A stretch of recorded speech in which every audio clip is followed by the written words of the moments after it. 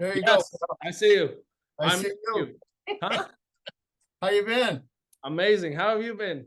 All right. All right. Glad I get to see you again. Every time I see you, I'm still inspired. So I think you can hear my passion over the camera, hopefully. Are you home? Yes, I'm back in San Diego at my office. I'm gonna hang up a Muhammad Ali flag up there. These are some of my goals that you've influenced that are written on the whiteboard.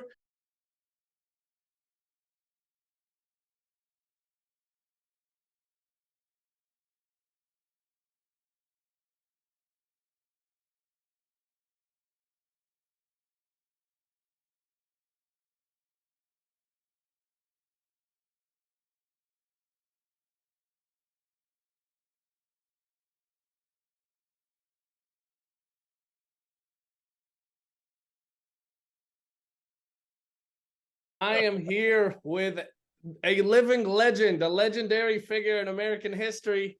I am here with Secretary Panetta, and I just came back a few days ago from the Panetta Institute, and I feel like a whole new man. I feel like I've gained a lifetime's worth of wisdom.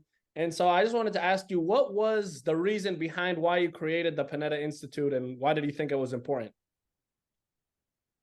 Well, first of all, thank you for doing this. It's really a pleasure having had you participate in the leadership course and now being a part of your podcast. Yes. The the institute began really as an idea when I came back, having served as chief of staff to President Clinton. My wife and I returned to the campus here at CSU Monterey Bay. It's a campus that I helped establish when the old Fort Ord military reservation was closed down. So I was able to come back, and I had an office provided here on the campus. And I had the opportunity to teach some classes both here and at the University of Santa Clara, which is my alma mater. Taught a class in generally in democracy. And during those classes, I got the sense that young people were not very interested in public service. And Sylvia and I were both raised at a time when we thought that public service was a higher calling in this country. And it was a time when President Kennedy said, "Ask not what your country could do for you, but what you could do for your country." Yeah. And we took that seriously. So we were concerned that young people didn't seem to have an interest in public policy. And so we developed, I remember developing a lecture series to try to develop a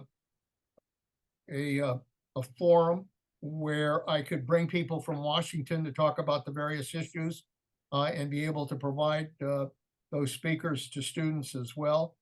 And my wife Sylvia started an America Reads program, bringing volunteers into schools to teach kids how to read. Then I was talking with the president of the campus at that time, Peter Smith, and we both felt that we really needed to develop a broader institute that focused on public service. And so with his support, we established the Panetta Institute for Public Policy. And that's where we developed the leadership course that you participated in for student body officers. We have a congressional internship program where we send students back to Washington to serve with the California delegation, and we pay for their expenses. We developed the lecture series that we run every year in the spring. And we developed another course for a fellows program for law students to try to help them learn the whole process of governing in a democracy. And we do a number of other things as well. So those programs are all aimed at trying to get young people involved in our democracy. I know you were here for the leadership program, and at the time we presented to you the results of a poll that we take every year of college students to be able to measure their attitude towards what's happening in this country, our political leaders, the issues that they're concerned about, and their hopes for their own career. And as we mentioned, for the first time in 20 years of taking that poll, a majority of students said that they did not believe they were going to have a better life than their parents, which tells me that they don't believe they're going to be able to enjoy the American dream. I'm the son of immigrants.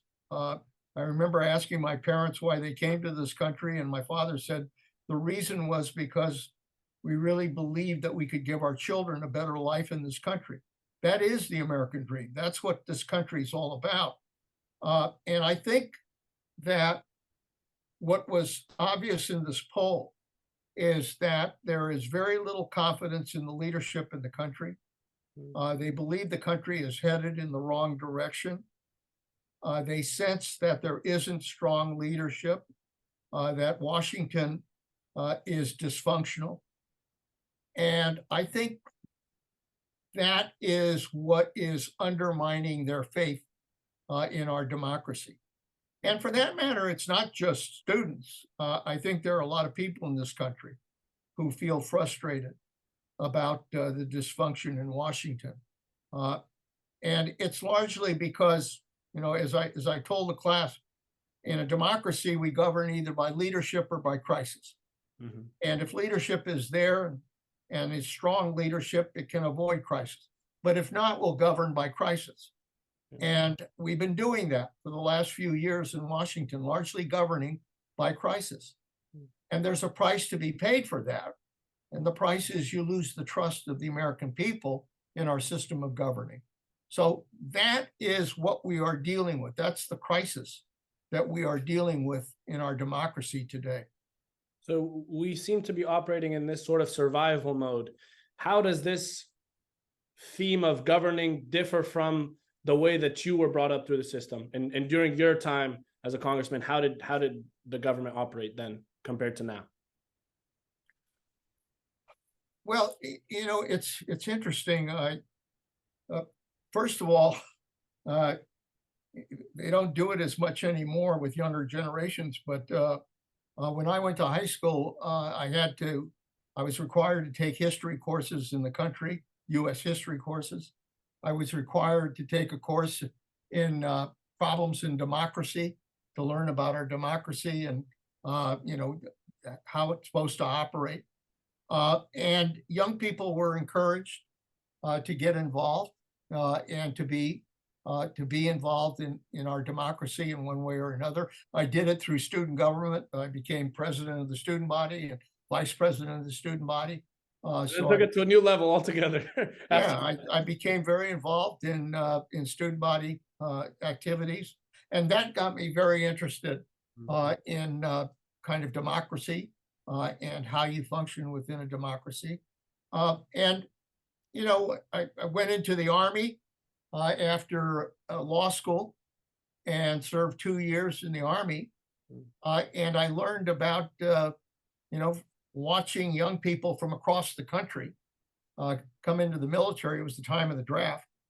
And yet these young people from everywhere across the country came together, and they were able to work together with each other on a common mission. In the military, you focus on a mission, take the hill. And if you're going to take the hill, everybody's got to work at it. Everybody's got to work together in order to be able to be successful. And so I think it was the time when not only was there a sense of duty to country, but there was also respect for the leadership that was being elected in Washington. As I mentioned to you during the course, I went back to Washington my first time when I got out of the Army as a legislative assistant to a U.S. senator from California. and working as a legislative assistant. And what I saw was, you know, this senator was a moderate Republican. There were a lot of moderate Republicans in those days, but they were willing to work with Democrats on major issues. They had political differences. They had different views, obviously, as both parties do. But they also believed that when it came to big issues, you worked together. When I got elected to Congress, there was a Speaker of the House named Tip O'Neill, Democrat from Massachusetts. He had a great relationship with the minority leader, the Republican leader, Bob Michel from Illinois. They had their differences again. They fought each other in elections. But when it came to big issues, they thought it was important for both Democrats and Republicans to work together. So there definitely was a different set of values that were present. When I went back to Washington and I saw Republicans and Democrats work together, it gave me confidence in how a democracy should function. It gave me confidence that, you know, what our forefathers put together in the Constitution, that in fact it can work. It can work if there are leaders who believe in making it work and who are willing to listen to one another and who are willing to compromise and find consensus. And so And for some reason, we've lost those values these last number of years. And that was going to be my next question. Why do you think we lost those values? Because we talked a little bit about at the Institute about how there was this advent of transparency that was introduced. And now conversations that previously would have been taking place behind closed doors are now happening in front of the eyes of the American public. And it can make someone who's holding this stance and this stance look weak if they decide to give something up and come to the middle and shake hands, right?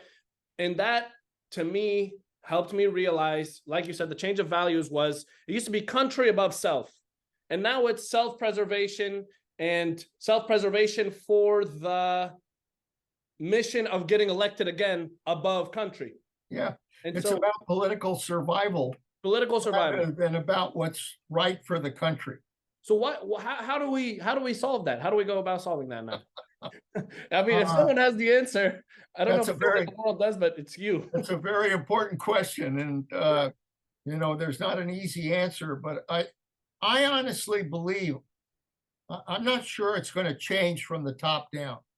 I think the problem with current leaders in Washington is that they've kind of grown accustomed to this divisiveness and partisanship. They've grown accustomed to kind of playing the political gotcha game in Washington. All sides, both sides play that game.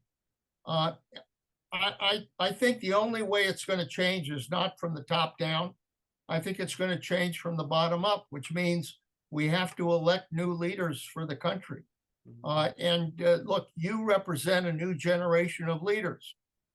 We need to invest trust in a new generation of leaders who understand that the purpose of getting elected is not to just survive in office.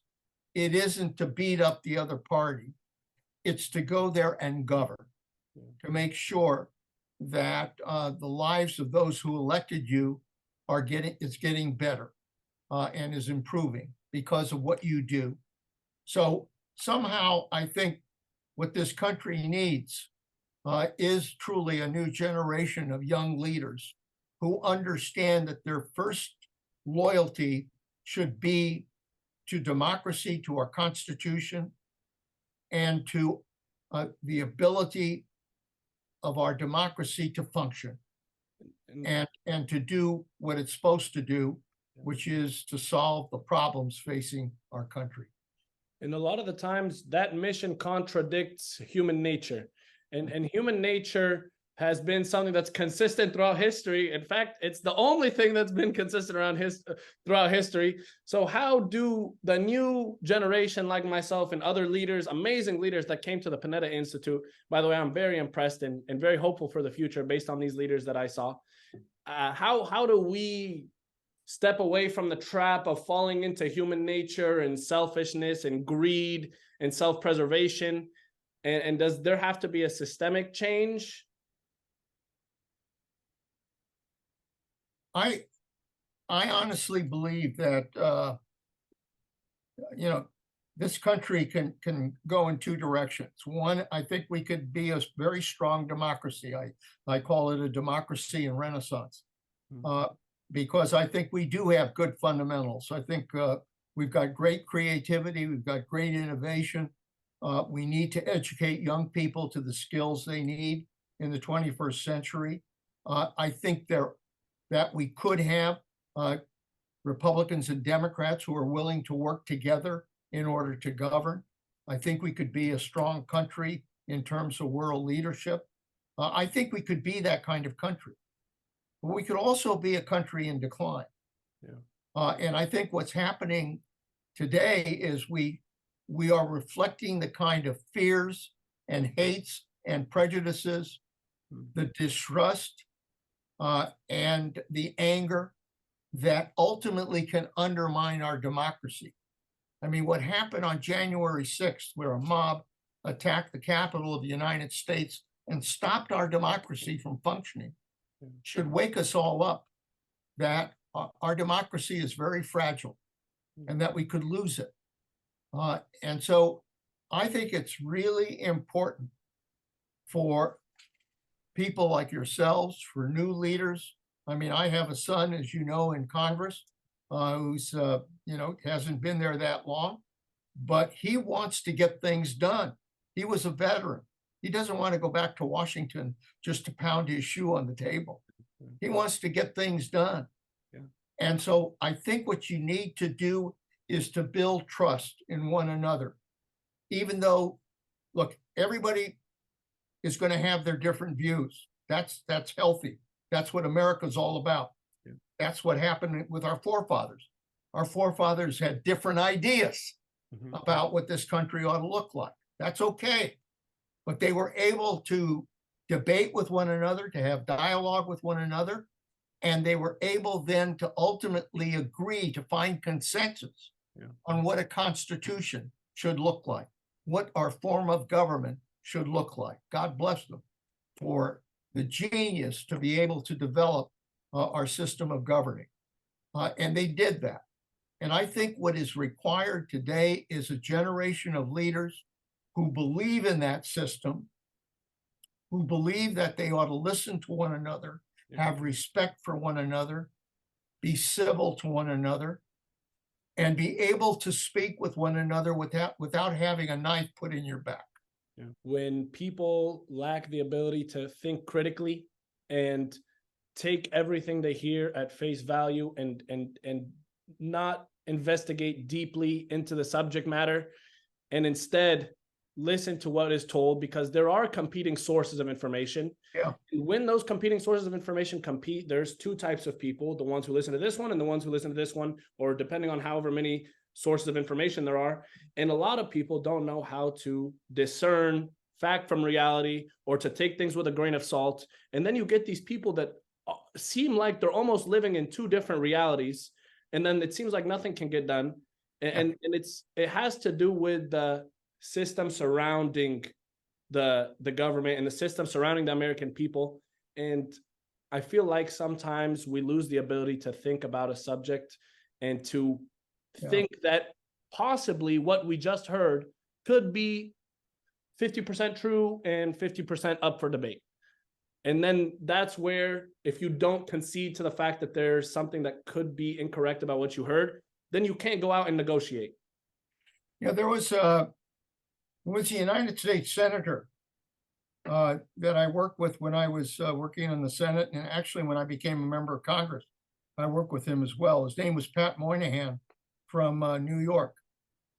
And Moynihan used to say that that members of the Congress are entitled to their own opinions, but they're not entitled to their own facts, which basically means that you have to be able to find the truth of what's happening. And in my day, there was, there was a willingness to kind of say, look, these are the facts of the crisis and problem that we're facing in this country. And we agreed as to what the truth of that problem was all about. Today, what really concerns me is that there's a deliberate effort to distort the truth, to lie. And what bothers me even more is there's a willingness by people to believe in the lies. Yeah. And if you combine that with social media and the ability then to get that kind of distortion of the truth out to literally millions of people, what that does is it creates distrust, great distrust. And so the first thing that has to happen is there has to be a willingness to say, this is the truth about the problem we're facing, whether it's the truth about immigration, whether it's the truth about the challenge in education, whether it's the truth about how do we provide a healthcare system for this country, whether it's the truth about the budget and what needs to be done in order to discipline the federal budget. There's got to be a willingness to sit down and say, let's talk about the problem we're facing. And let's try to agree as to what the facts are about the problem that can undermine our democracy, can undermine our country, and then what we need to do in order to fix it. Yeah. So what you've pointed out is a very fundamental problem today, which is that there are Republicans and Democrats who don't even want to agree as to the facts. Yeah. And if you can't get that accomplished, then the rest is going to fall apart real fast. You can't even start the debate if you haven't defined the facts. And we talked a lot about the internal turmoil in American politics and American government, and even amongst American people. And I want to ask you about the global standing of America. And based on history and the fact that history seems to be cyclical in nature, it seems to cycle. And right now, America is the global power. The way that a global power declines to becoming a competing global power and not the dominant global power is characterized by three things. When the country doesn't have enough money to pay their debts, when they have a lot of internal conflict. Hopefully we can figure this out, because that's the most avoidable thing that's on this list of three things. And then increasing external conflicts between the rising great power and the leading great power. And we all know that I'm alluding to China. So what does the next 20 to 50 to 100 years in the world of global supremacy look like, and where is America standing in there? Well, the key to our democracy is not only the willingness to work together and to govern and to be able to resolve issues. It's also the importance of maintaining a strong economy that can provide opportunity to people to develop careers and earn a living and provide security for themselves and their family, and the ability to provide quality products that we not only use in this country, but can sell to the rest of the world in terms of trade. So the key for the United States to remain a major power is going to be whether or not our democracy is resilient, whether we're able to make it work, whether we're willing to work together in order to resolve the issues facing our democracy, and whether or not we are willing, the public and private sector are willing to work together in order to have a strong economy that, deals with problems like inflation or interest rates, or deals with the huge debt that we're confronting. Yeah. Because if we don't deal with that, if we don't deal with this $32 trillion debt, it's going to undermine our economic power in the future. It's as simple as that. Mhm. So, and when it comes to a country like China, which is an autocracy, Yeah. which basically is run by one individual, what it means for China is that China has to be willing to develop an economy that reaches everyone within China. Mm. And if everyone is benefiting from that economy, then China is going to be strong economically. And they're going to be able to compete in the world, even though they're an autocracy, even though, their greatest problem, frankly, is that with an autocracy, there are going to be people within China itself that are not satisfied with what's happening. And they're going to be unable to express themselves because it's not a democracy. So China's going to pay a price for autocracy. But at the same time, if those leaders, even though they may be autocrats, understand that the key is to be able to provide prosperity for all of their people, not just some, but all of their people, then China is going to grow economically. I think, frankly, the story of China in these modern times is that there were those leaders who understood that China had to engage with the rest of the world if it wanted to improve their economy. And as they improved their economy, they saw that people wanted to have the rights to be able to govern themselves, to be able to secure themselves. And that has frightened some of the current leadership that said, wait a minute, that may go too far. And that could undermine China's ability, very frankly, to be able to grow.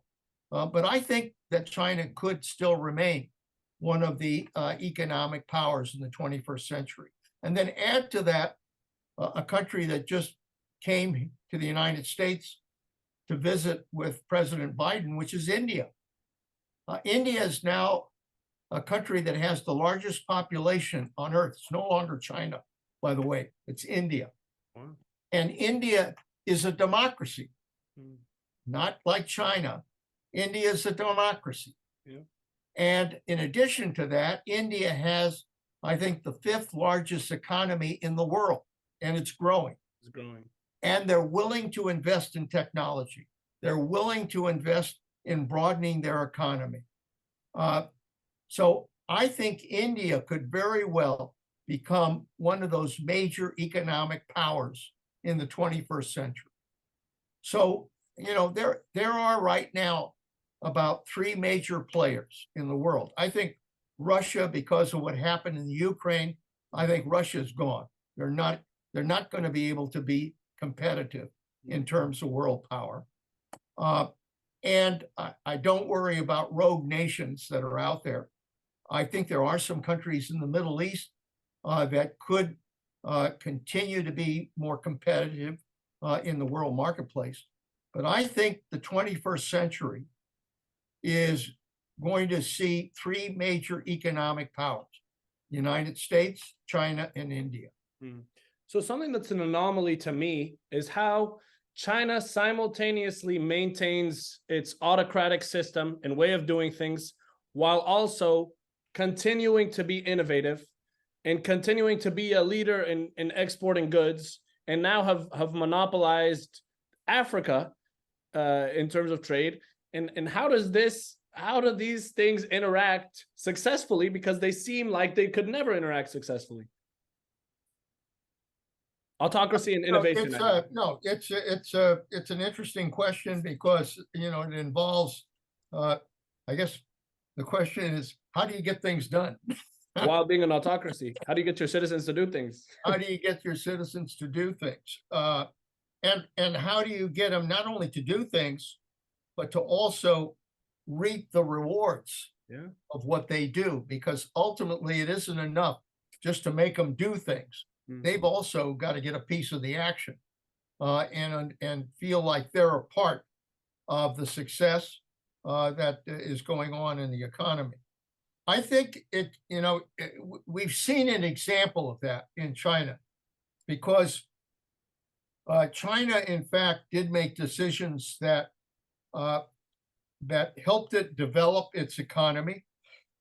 They were obviously willing to invest in technology, new technologies that could improve their economy. They're investing in cyber. They're investing in artificial intelligence.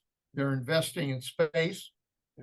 And so they are making progress in those areas because, because that was what the leadership made clear had to happen. But it's interesting that when COVID hit China, they tried to basically mandate control over COVID. And what it did was it froze the Chinese economy. And people were then locked up in their houses and apartments and not allowed to come out, which is an autocratic approach to dealing with COVID. Yeah, very. And they paid a real price, and it slowed down their economy. Their economy is slowed down today because of what happened then. So the bottom line is that while they can make progress, they can also undermine that progress by not allowing freedom and the ability of people to be able to be free enough to decide what's in their interest. And that has always been the weakness of autocratic governments, is that they don't respect human dignity and the ability of individuals to be able to be free and have the right to self-expression. We experience a lot of freedom and we experience a lot of privilege, and that's how citizens should be treated. But it also makes for arguments, it makes for stalemate, and it makes for certain disadvantages that can only arise in this system. So what do you think and see are the disadvantages of a democracy? And I know it's a weird thing to say, but what could downsides of a democracy be, and how do we avoid it? How do we avoid it, and how do we maintain a democracy running at full power? I think one thing that has happened in these last few years is we have seen how we could lose our democracy. If we're unwilling to work together, if we're unwilling to listen to one another, if we're unwilling to be unified, if we're unwilling to speak the truth, if we're unwilling to really respect the rights and freedoms of all of our citizens, then we'll lose our democracy. We'll lose our democracy. And the key is going to be whether or not we the people are willing to make sure we elect leaders who will in fact unify our country and bring us together. The Constitution begins with the statement, "We the people," in order to have a more perfect union. We the people. And I'm a believer that the ultimate check in our democracy is we the people. If the American people are willing to turn out to vote and elect people who will in fact be dedicated to making our democracy work, then there's no question in my mind that we will survive and we will grow and we will be a strong country, a strong democracy. But if the American people make the mistake of electing leaders who will undermine our democracy. And we've seen that happen. We've elected leaders that have lied to the American people, that don't abide by the rule of law, that are prepared to undermine the laws that guide us in a democracy and ignore those laws, that are prepared to undermine our Constitution. If we elect leaders like that, then we spell our own doom. Yeah. If we don't, and look, we're now a country that soon is going to celebrate our 250th anniversary in terms of how long we've been around. And the reason we've been around is because we've always had the right leadership come to the front and be able to resolve the challenges that faced us. There was no greater challenge in our country's history than the Civil War. We almost tore this country apart. We went to war, and literally hundreds of thousands died. But thank God we had a president named Lincoln who understood the challenge and was willing to stick it out and try to bring this country together in order to unify. And we were able to do that because we got the right leadership. The story of America in the 21st century is going to be defined by whether we get the right leadership. How do we ensure that we get the right leadership, despite the fact that there are things that are going to be said that are going to confuse American people? How do we stay on the straight path? How do we keep our vision narrow and truthful? And also, what do you think about the leaders of India, China, Russia, and some of the other global players? I think the key is going to be whether we kind of allow our democracy the freedom to be able to have the debates, to be able to have different candidates, be able to speak what they believe is necessary for our democracy. I mean, look, I think there are good people out there. I think there are those that actually could provide strong leadership for this country, but you have to give them a chance. They've got to be able to speak. They've got to be able to debate. They've got to be able to go out there to the American people and say, this is what I'm about. This is what I believe needs to be done for my country. I want to hear those leaders. I want to hear a vision about where they believe this country can go. And then, you know, if that leader provides a vision that I agree with, I'm going to vote for that person. I'm going to vote for that person. And sorry to interject really quickly. So we have leaders that compete, and me and you, I hope, I don't know, correct me if I'm wrong, I think we can agree that the last presidential election, the two people competing were not the best leaders that we have to offer, right? They're not, in my opinion. I don't know. Tell me if that's the same, if you hold the same opinion. Well, I think that what happened in the last election, I mean, I am very happy that Trump lost the last election. And I'm glad that Joe Biden beat him. Because, you know, while I believe Joe Biden could be a much stronger leader, the fact that he brought the right values to the presidency, he wants to do the right thing. I think he believes in the right principles. He certainly agrees with the rule of law and the importance of speaking the truth. I think those are good qualities. And he also understands how to try to get some legislation adopted that was important for this country. But do I believe that another Trump-Biden race would be good for the country? No. I think, frankly, we ought to open up both parties to newer and younger leadership that is willing to debate these issues, run for office, and try to give us a vision about where this country should go in the 21st century. I think we would be a country that really would be better off if we allowed newer, stronger younger leaders to be able to compete for the leadership in this country. And there's external factors affecting the fact that those leaders find it hard to rise to prominence, and why Biden and Trump find themselves being the prominent figures and leaders and advocates and ambassadors of their party. Because of all these external factors, there's special interest groups. There's a bunch of things affecting the fact that these younger leaders cannot rise and can't even get a platform to talk about their vision. So how can we combat that? How can we give people a better chance to rise to prominence and a fair chance?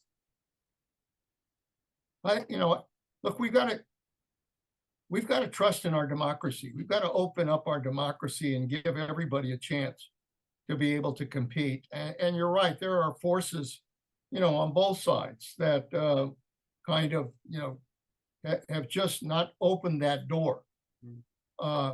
It's crazy to think that that Donald Trump, facing all of these charges and ready to go to trial and facing even more trials, that this kind of individual ought to be running for president of the United States. It's a disgrace.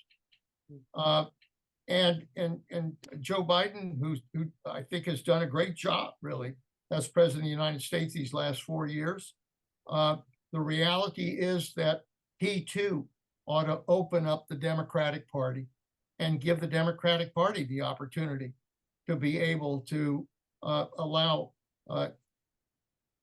leaders who are governors, members of Congress, individuals who I think, if given a chance, would be out there trying to present that vision for the future. I think that would be healthy for our democracy. And it would be a tribute to him, frankly, if he were, if he were to allow that to happen. So I really do believe that deep down the American people know that if we want our democracy to survive, we have to be willing to give it a chance. Yeah. Give it a chance. Open it up. Allow people the opportunity to run for office. Allow them the opportunity to say what they want for this country. And then give the people, we the people, a chance to be able to elect an individual that can provide that necessary leadership that we need.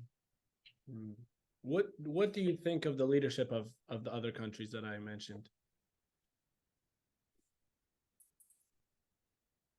10 minutes over. Okay. Hi, Ms. Panetta. Yeah, the timekeeper here. I know the timekeeper. I'm glad to see her though. I really missed you guys. Let me answer that last question. Okay. I think that she is obviously a strong leader for his country. I don't agree with his approach to not allowing others to be able to have the opportunity to be able to compete for leadership in China. I think he would do well to kind of think about, new and younger leadership in China as well, in order for them to improve in the 20th century. But I believe he really has the best interests of China at heart. I really do believe that he wants a China that is strong for the future. But to do that, he's going to have to allow others, he's going to have to empower others to be able to gain some of the power that is necessary in order that they are able to have an impact on what happens to China in the future. Can't just be one person. Yeah. Can't just be Xi. Yeah. It's got to be others that are participating. And that's going to be hard for him. If Xi remains an autocracy, I just don't envision China being able ultimately to replace the United States in the 21st century. I think India, on the other hand, being a democracy, I think that if they continue to improve their economy, if they continue to expand, if they continue to educate their people, if they continue to try to provide, I mean, the biggest problem right now is not every Indian benefits from a strong economy. There are a lot of poor people in India. They've got to be able to open up that opportunity to all Indians and recognize that in a democracy, everybody should have a chance to be able to succeed. And if they do that, I think as India could be a competitor in the 21st century. I think you didn't mention it, but I think ultimately Putin is going to lose this war in Ukraine, and I think he will lose his leadership position in Russia. And so the real question is, where does Russia then decide to go? Are they going to simply replace one tyrant with another? Or are they eventually going to get a leader who understands that Russia does have some advantages, some strengths, but needs to participate in the world? This is a global world. And if Russia were willing to do that, I think Russia could be an economic power in the 21st century. But without that kind of leadership, I think Russia is going to fade. So in the end, you know, what I said about a democracy is true for the world. We will govern either by leadership or crisis.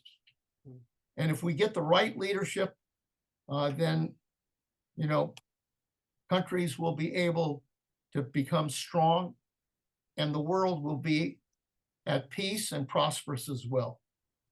If we don't get the right leadership, then we'll be a world in crisis. I wanted to ask you one more question. Hopefully, Vice Panetta doesn't. Please. Okay. I have time. So, my question is: this is the first time in history, and the Ukraine-Russia war is a very good example of how a single human being can affect the global landscape. So, if you look at an individual like Elon Musk, who has satellites around the world, no individual in history has ever amassed that much power. No individual in history has had control over the globe. And so he almost single-handedly waged war against Russia.